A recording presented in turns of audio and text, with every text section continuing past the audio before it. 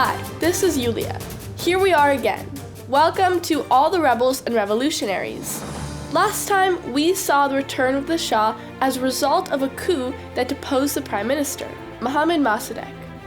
The monarchy was saved, but the rule of the Shah became much more oppressive and confusing.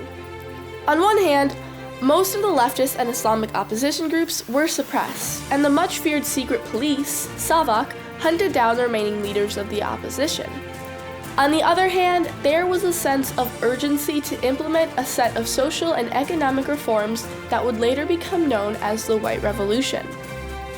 The name White Revolution is a bit unfair, since white implies reactionary or conservative, but many reforms were well-intentioned, involving the enfranchisement of women, institution of profit sharing for workers, and land reforms. There were, however, some sinister motives behind the scenes as well, as the Shah was hoping to benefit himself by reducing the influence of landlords by dividing their land, thus building up his support among peasants. While the idea was good, the execution of the land reform was questionable, and it backfired in a big way. The reforms produced a large number of independent small farmers, many of whom were able to succeed. These farmers then ended up moving to the cities, swelling the numbers of proletariat, a group historically hostile to the monarchy. As the Shah continued his assault on trade unions and professional associations, the working class's love for the Shah all but disappeared. In a way, the White Revolution led to new social tensions that helped create many of the problems the Shah had been trying to avoid. One of the books I read on the subject had a great quote. The White Revolution had been designed to preempt a Red Revolution. Instead, it paved the way for an Islamic one.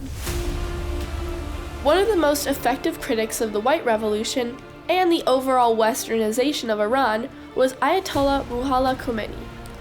In 1963, he was arrested and sent into exile for 15 years, which he spent mostly in Iraq. He later re-emerged to take the center stage in my story. In fact, in 1963, he was one of the several leaders of the opposition. As the income inequality became unbearable, many in Iran began associating the Shah's regime with the Western lifestyle. Iranian novelist Jalal al-Ahmed taught that the Western culture is a plague and an intoxication which must be eliminated. This message resonated across different social strata. When you add to this the increasing repression by the SAVAK, you get a picture of a desperately polarized society where the power base of the Shah was quickly disappearing. And then the Shah made a fatal error. In 1971, the government organized an extravagant celebration of the 2,500-year anniversary of the Persian Empire at the historic site of Persepolis. An entire city was built to host the festivities. The event was intended to reinforce the idea of a strong and powerful monarchy, domestically and internationally, and it was highly publicized. Iranians couldn't help but notice that there were very few of them, the Shah and his family notwithstanding, among the high society of foreign dignitaries invited to this event. The rivers of booze consumed during this seemingly endless celebration didn't sit well with the Muslims of Iran.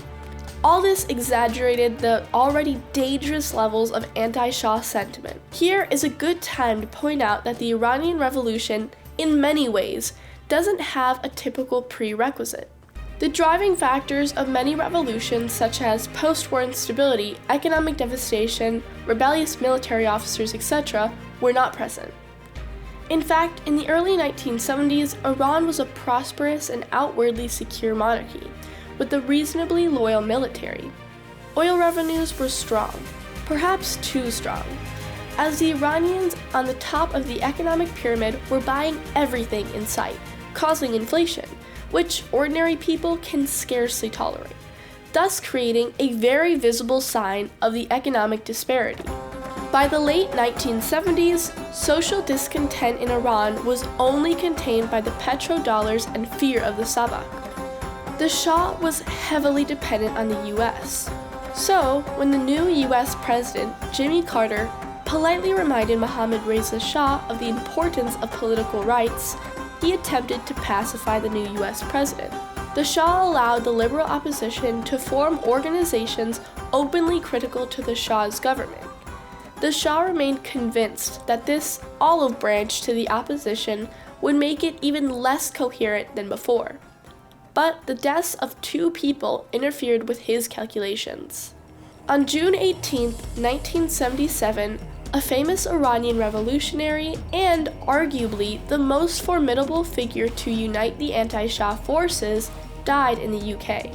This left Khomeini as the undisputed leader of the clerical wing of this opposition. On October 23rd, the chief aide and the eldest son of Ruhollah Khomeini died in Iraq. The Iraqi government and the SAVAK declared a heart attack as the cause of death. But rumors of the SAVAK's involvement brought Khomeini into the spotlight. Many Iranians were understandably sympathetic to his grief. For now, I must find a logical place to stop my story, and so I am doing it right here.